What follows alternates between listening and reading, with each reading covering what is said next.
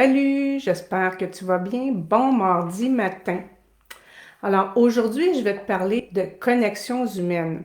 En fait, je vais te parler de mon processus, comment je fais pour connecter avec les gens, que ce soit des clients potentiels, d'autres entrepreneurs, les gens dans mon réseau, mais dans différentes situations. Donc, je vais te parler d'appels de sondage, d'appels découvertes. Comment connecter avec les gens qui commentent nos publications? Je vais te parler de réseautage. Bonjour Nathalie, peux-tu juste me confirmer que tu m'entends bien, s'il vous plaît? Je vais te parler de ghosting. Je vais te parler des demandes d'amis sur Facebook également. Et aussi, comment connecter avec quelqu'un que tu as écouté en balado, que ce soit l'invité interviewé ou, merci Nathalie, ou la personne qui fait le balado. Donc, pourquoi j'ai choisi ce sujet-là? Parce que j'en entends beaucoup parler. Les gens, je pense, on hésite à connecter avec des gens qu'on ne connaît pas. Puis, je vais t'avouer très franchement, quand j'ai commencé le démarrage de mon entreprise d'adjointe virtuelle, puis il fallait que je fasse des appels de sondage, j'ai procrastiné, là, ça ne me tentait pas. Dans ma tête à moi, j'allais déranger les gens pour des gens que je ne connaissais pas, pour leur demander c'est quoi leurs besoins, pour voir si mes services allaient fitter avec leurs besoins. Mais tu vas voir que plus tu en fais, plus c'est facile. Avant même de commencer dans le sujet, dans le vif du sujet, je veux juste te dire que selon moi, le plus important pour connecter avec les gens, c'est vraiment c'est quoi le mot que je cherche? De démontrer un intérêt sincère. Donc, tu vas voir dans mon processus, quelle que soit la situation, je fonctionne toujours de la même façon. Donc, démontrer un intérêt sincère et être authentique. Va pas, mettons, sur un appel Zoom en te disant « je vais répondre ce que je pense que l'autre veut entendre ». Ça marche pas, ça. Reste authentique le plus possible. Donc, appel de sondage. Pourquoi je parle de ça? Parce que je commence à te connaître, je commence à savoir qui suit mes vidéos et je sais que vous êtes plusieurs en démarrage d'entreprise ou dans le processus de... Puis l'appel de sondage est super important une fois que tu as identifié ta niche. Alors, moi, ma niche, c'était les entrepreneurs en ressources humaines. Donc, premièrement, comment j'ai commencé, c'est que j'ai fait une recherche sur Facebook, entrepreneurs ressources humaines. Quand je dis démontrer un intérêt sincère, c'est que tu vas voir le profil de la personne. Donc, j'allais voir ses publications. J'allais voir c'est qui ses amis. Peut-être que j'avais des amis en commun. Est-ce que ce qu'elle véhicule, je dis elle parce que c'était plutôt des femmes entrepreneurs dans mon cas, est-ce que ce qu'elle publie, est-ce que ça vient rejoindre mes valeurs? Est-ce que j'aime ça? Souvent aussi, ce que je préconise, c'est que s'il y a un site web, d'aller fureter, d'aller consulter le site web. C'est qui sa clientèle à ta future cliente potentielle ou à la personne que tu veux sonder? C'est qui ses clients? C'est quoi ses services? Et surtout, puis moi j'ai réussi à me démarquer comme ça, la section à propos. Dans la section à propos, souvent les gens vont se dévoiler un petit peu. Je vais te raconter une tranche de vie. J'avais un appel avec une entrepreneure en ressources humaines, j'avais été voir son site web, puis elle faisait de l'escalade.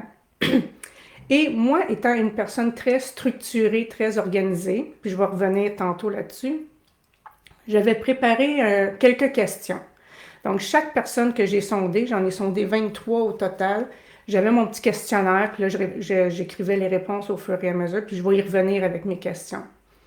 Alors, une des questions, c'était « c'est quoi tes loisirs? » Mais la façon que je l'ai abordée, c'est à part l'escalade, c'est quoi tes loisirs? Puis là, j'ai vu la personne, son visage a complètement changé. Elle était comme, comment ça, tu sais ça? J'ai dit, ben, j'ai été sur ton site web dans la section à propos, puis c'était écrit. Ah, oui. Elle dit, sais-tu que j'en fais beaucoup des appels avec des personnes qui commencent en entrepreneuriat? Tu es la première personne qui me parle de ça. Juste pour ça, je vais me rappeler de toi. Fait que même si tu es en appel sondage, il y a des façons de te démarquer aussi en démontrant un intérêt sincère envers la personne. Puis pas juste en appel de sondage, en appel découverte, en réseautage. Pour moi, c'est la base. Moi, j'aime être préparée avant un appel, puis j'aime savoir un petit peu à qui j'ai affaire. Donc, pour revenir à mon petit questionnaire, je m'étais préparé un questionnaire, question très simple. Depuis quand tu es en entrepreneuriat? C'est quoi ton parcours? Parce que c'est toujours intéressant de voir d'où la personne part. C'est qui ta clientèle? C'est quoi tes loisirs? Et puis, pour vraiment savoir, là, le but d'un appel de sondage, c'est de connaître les besoins. Donc, c'est quoi les tâches que tu fais dont tu prends plus plaisir à faire? Quelles tâches que tu fais que tu trouves que c'est pas un bon investissement de ton temps et de ton énergie? Si tu avais des tâches à déléguer, ce serait lesquelles? Donc, c'est grosso modo, c'est ça. Et au fur et à mesure que j'ai fait des appels, après quelques-uns, je me suis rendu compte d'une chose. J'ai réalisé, en fait, que je me suis dit, j'ai la chance d'avoir une entrepreneur devant moi que ça fait 1 an et plus qu'elle est en affaires. Elle a sûrement des apprentissages.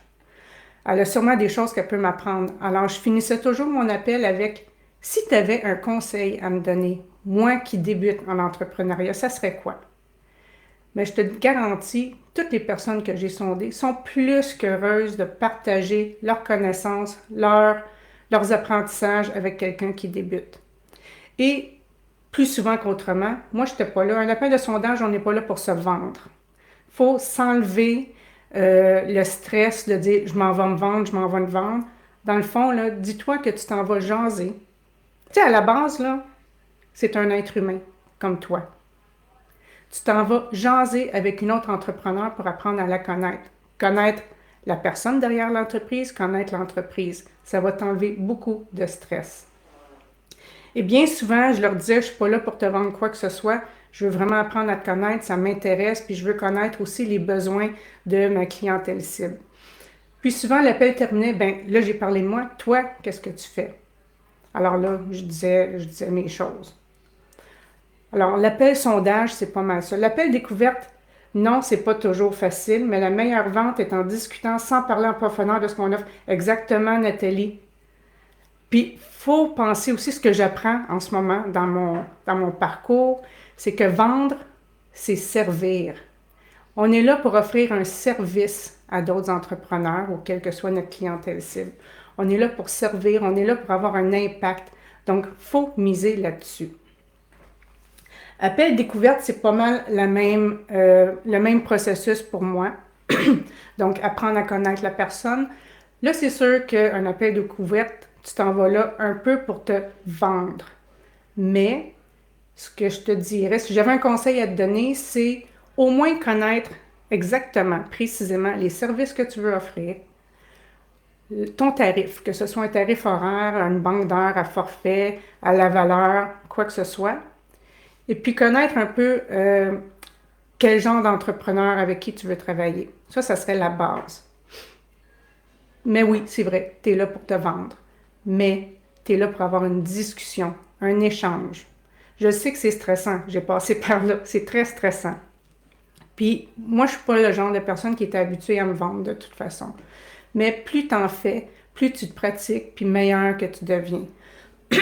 Moi, je te parle de ça, là, il y a 5 mois que je faisais des appels de sondage. Puis aujourd'hui, j'ai une très grande facilité à connecter avec les gens. Qui que tu sois, ça ne me dérange pas. Que tu sois une personnalité connue, pas que c'est arrivé. Que ce soit une personnalité connue ou quelqu'un qui est très connu dans son milieu, ça ne me dérange plus maintenant. Je ne suis pas intimidée, puis ça ne m'arrêtera pas de connecter avec toi parce qu'à la base, tu es un être humain. Puis je veux apprendre à te connaître. C'est merveilleux. C'est ça, les connexions humaines. Alors, appel sondage, appel découverte. Si jamais que tu me regardes en direct ou en rediffusion, tu as des commentaires, tu veux partager ton expérience d'appel de sondage et de découverte, si tu as d'autres trucs, s'il te plaît, viens les partager dans les commentaires. Je suis certaine que ça pourrait être utile à bien des personnes.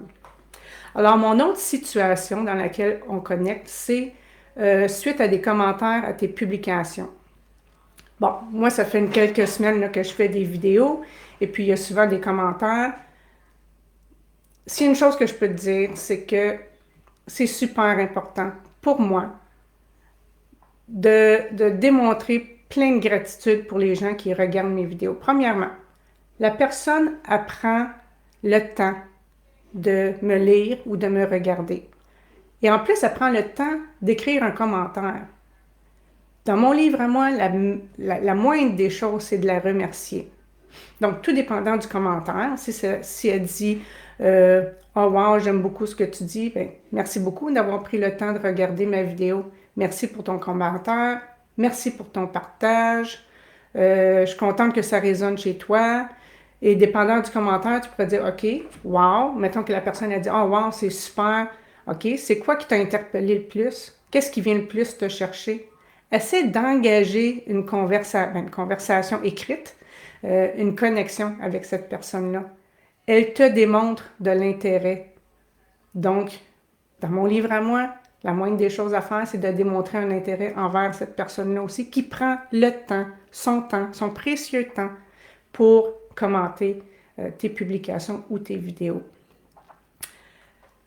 Et ce que j'ai commencé à faire aussi dans mes vidéos, c'est que les personnes qui réagissent, tu sais, le pouce en l'air ou le petit cœur, si ce n'est pas des gens avec qui j'ai l'habitude de connecter, pas dans mon quotidien, mais mettons en une semaine, des gens qui sont dans mon réseau, que je connais plus ou moins de nom, ben, je prends le temps de leur écrire. Je l'ai fait récemment. Il y avait 4 personnes nouvellement dans mon réseau qui ont pris le temps, puis je leur ai écrit en privé. Je leur ai dit ah, salut une telle, j'ai vu que tu avais regardé ma vidéo, mettons, sur la confiance en soi. Merci d'avoir pris le temps de me regarder. Puis la personne a dit ah, ben merci, avec plaisir. C'est cette petite attention-là que moi je trouve que certaines personnes ont peur de faire. Moi, je suis comme ça. Moi, ça me vient naturel. Mais c'est une bonne habitude à prendre, selon moi. Je vais juste regarder les commentaires, je le vois bouger du coin de l'œil. Elle initie le contact. Ça réduit le stress de le faire nous-mêmes quand on a peur de déranger. Exactement. C'est la connexion initiale qui est la plus dure. Après ça, il y a un flow qui s'installe, puis la conversation vient toute seule, puis là, tu trouves des points en commun, puis ça va tout seul, comme je viens de dire. L'autre situation, ben, pendant que je parle d'appel, j'ai oublié de mentionner quelque chose pendant les appels, je vais te parler de ghosting. C'est quoi le ghosting? Parce que j'en ai tellement entendu parler. Tu planifies un appel Zoom, un appel de sondage ou de découverte avec quelqu'un. Mettons, c'est demain à 10h. Moi, à 10h moins 2, admettons, je rentrerai dans ma salle Zoom puis j'attendrai. Bon, à 10h, je regarde, la personne n'est pas là. Ça se peut qu'elle elle est déjà sur un appel, elle est en train de finaliser, elle a besoin d'une pause bio avant de venir te voir. Tu sais, quoi que ce soit, je veux dire, on est compréhensible jusqu'à un certain point. Bonjour Suzanne. Donc, c'est normal. 1 minute, 2 minutes. Si après 2 minutes, la personne ne s'est pas présentée, ce que je ferais, c'est que je m'en vais sur Messenger, puis je dis « Salut, est-ce que tu es toujours disponible pour notre appel de 10h ce matin? » Puis honnêtement, moi, j'attends 5 minutes. Donc, à 10h05, si la personne n'est toujours pas là, je vais fermer la réunion. Puis, je vais attendre qu'elle me revienne.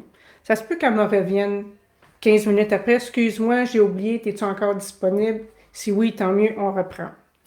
Si la personne te revient beaucoup plus tard, tu sais, ça se peut qu'elle ait eu une urgence, puis elle n'a pas pu se joindre. C'est très compréhensible, tu replanifies.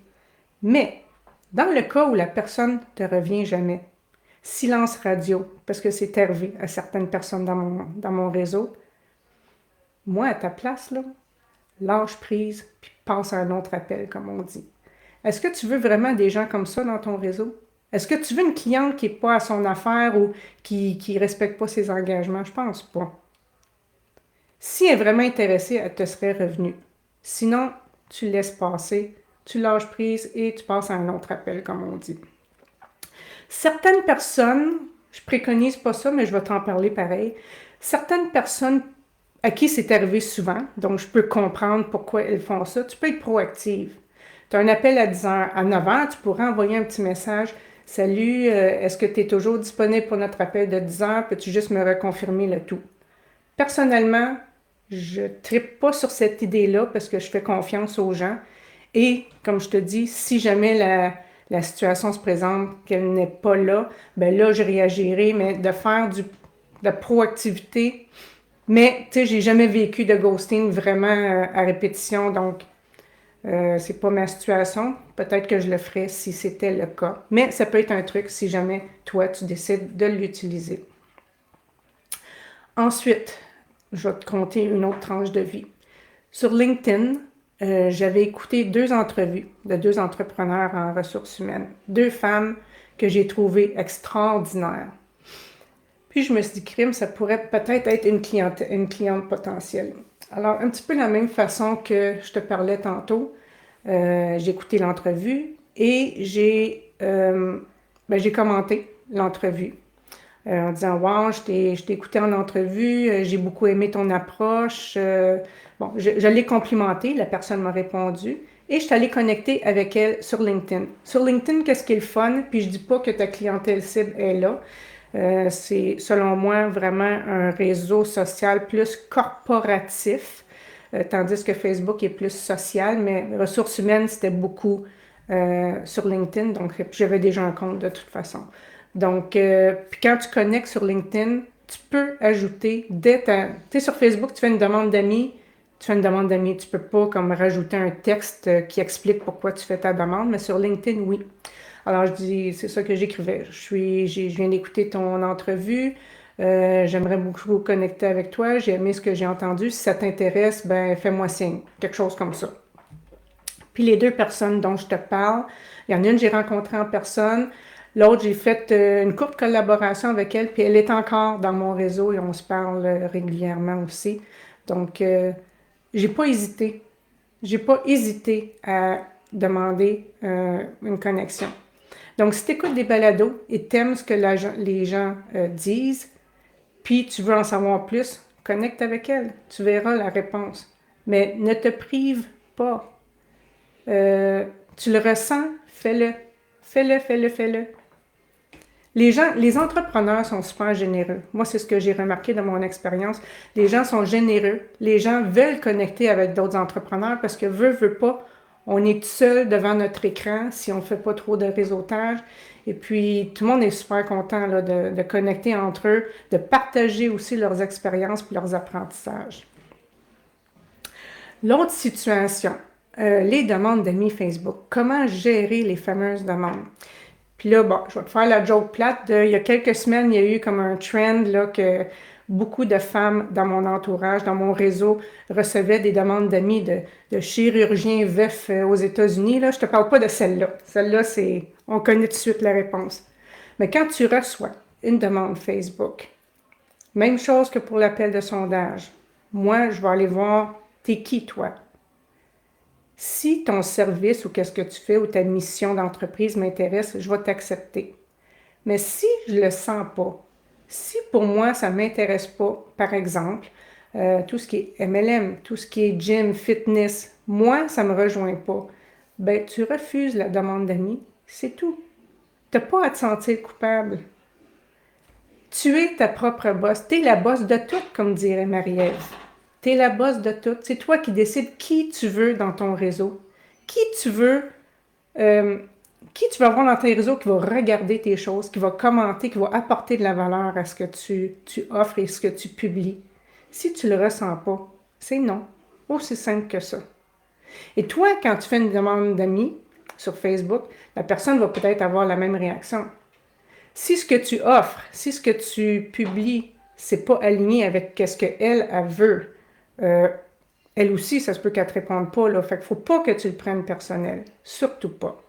Oui, Suzanne, exact. On choisit qui entre dans notre vie. Très important.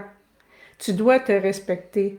Même si c'est quelqu'un que tu connais un peu, mais que tu trouves que c'est ça ne fit pas avec toi. Tu le sens pas. C'est non. Aussi simple que ça. Ça a l'air simple comme ça. Au début, on se sent coupable. On veut accepter tout le monde. On veut avoir plusieurs abonnés sur notre page. Mais plus tu vas choisir et plus tu vas cibler, c'est la qualité que tu cherches. C'est pas nécessairement la quantité. C'est mon opinion. Mais tu fais ce que tu veux, tu es la boss de tout. Et maintenant, un sujet que j'aime beaucoup, si tu me suis, si tu lis mes publications, tu vas comprendre, le réseautage. Connexion humaine plus, plus, plus. Dans le groupe que je suis, pour ne pas le nommer, Eve, Espace virtuel entrepreneur, ça fait quoi, 5 semaines, je pense que je suis dans le groupe. Comme j'ai dit récemment dans une publication, j'ai longtemps hésité à aller dans un groupe de réseautage. Celui-là, je l'avais vu une couple de fois. mais oh my God, des connexions humaines authentiques, inspirantes, motivantes, avec des entrepreneurs de tous les domaines, euh, qui ont de l'expérience, qui en ont pas, qui sont en démarrage. C'est juste du plus, plus, plus. Le réseautage, c'est une très bonne façon d'augmenter ton réseau. On est là pour la même raison. On est là pour s'entraider. On est là pour co-créer. On est là pour s'encourager. Si jamais tu ne fais pas partie d'un groupe de réseautage, j'y penserai quand tu seras prête. Quand tu seras prête, si tu ne le ressens pas, ce n'est pas une obligation. Mais moi, ça a eu un gros impact sur ma vie. Je suis beaucoup plus de monde. Je m'intéresse aux gens. J'apprends à les connaître. Ils apprennent à me connaître. C'est vraiment wow, wow, wow.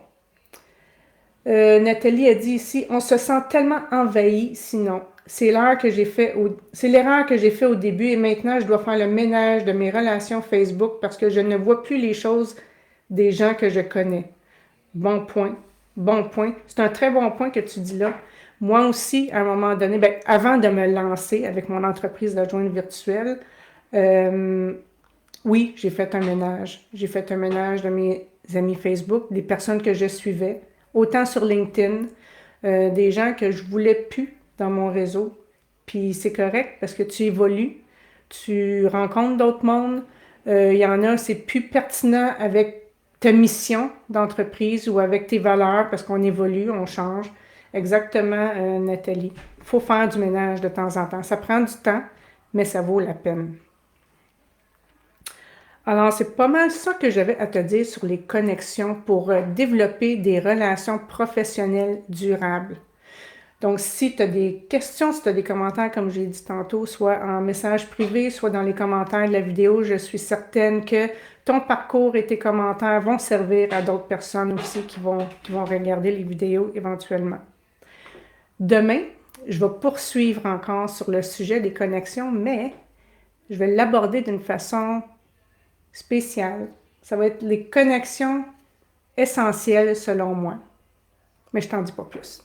Je suis pas pour vendre la peau de l'ours avant de l'avoir tué. Je veux pas voler mon punch.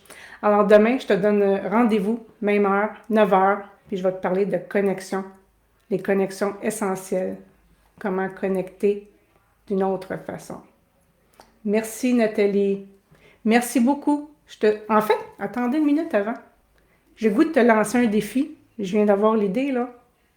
Je te lance le défi de faire une connexion avec quelqu'un que tu ne connais pas aujourd'hui, avant minuit ce soir. Si jamais tu le fais, si jamais tu te prêtes au jeu, viens commenter ou viens m'écrire en privé. Je serais vraiment intéressée de savoir comment ça s'est passé pour toi. Oublie pas, démontre un intérêt sincère et sois authentique et amuse-toi. C'est un être humain, n'oublie pas ça. Merci beaucoup de ton écoute. Je te remercie. Je te souhaite une excellente journée et je te dis à très bientôt. Ciao!